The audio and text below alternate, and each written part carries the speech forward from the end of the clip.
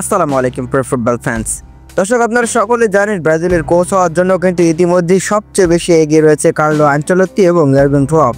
মূলত লিভারপুলের সাবেক এই কোচ এবং আনচেলত্তিকে নিয়ে আসলে নতুন করে বলার আর কিছুই নেই।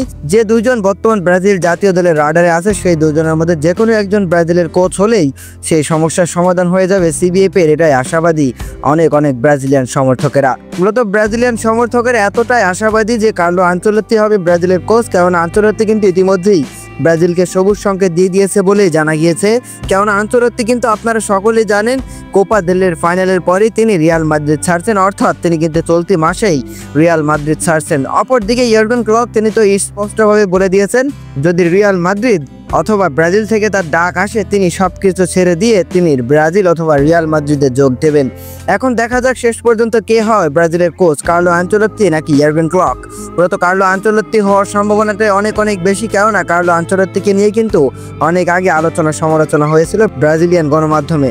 যেহেতু ব্রাজিল জাতীয় দলের কোচ হওয়ার জন্য তিনি অনেক আগে ইচ্ছা প্রকাশ করেছিলেন, তবে সাম্প্রতিক সময়ের অনেক সমস্যার কারণে কিন্তু সেই সময় তিনি সিবিএফ এর রাডারে আসতে পারেননি, বা ব্রাজিলের কোচও তিনি হতে পারেননি।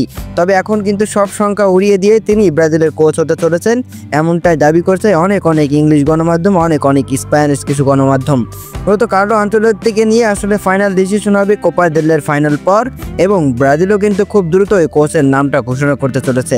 তবে দেখা যাক শেষ পর্যন্ত আনচেলত্তি নাকি ইয়ার্গেন ক্লপ, কাকে আপনি চান ব্রাজিলের কোচ হিসাবে জানাতে পারেন আমাদের ভিডিওর কমেন্ট বক্সে।